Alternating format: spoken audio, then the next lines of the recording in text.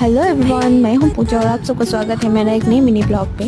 तो सुबह उठ के जल्दी जल्दी से मैंने सारा अपना काम ख़त्म कर लिया और उसके बाद मैंने और मेरी बहन मिलके किया थोड़ी सी ब्रेकफास्ट। और ब्रेकफास्ट खा के हम लोग निकल गए हॉस्पिटल के लिए। आज हम लोग हॉस्पिटल जा रहे हैं और बहन का भी एग्ज़ाम ख़त्म हो गया तो उसको भी लेके जा रही हूँ मैं। और देखिए, बस पे चढ़ने से पहले उसको आइसक्रीम खाना था तो मैंने दिला दिया।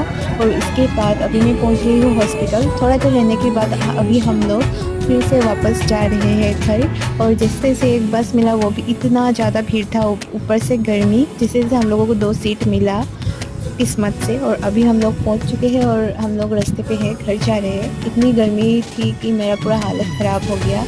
और अभी हम लोग पहुंचने ही वाले हैं घर। और घर आके देखा कि छत से व्यू बहुत अच्छा लग रहा था, शाम का व्यू था। और हम लोगों ने दिन से कुछ भी नहीं खाया था तो मैंने फटाफट खाना बनाया, लौकी आलू का सब्जी और ड्राइड फिश चटनी, जो मुझे मेरे बहन को बहुत पसंद है।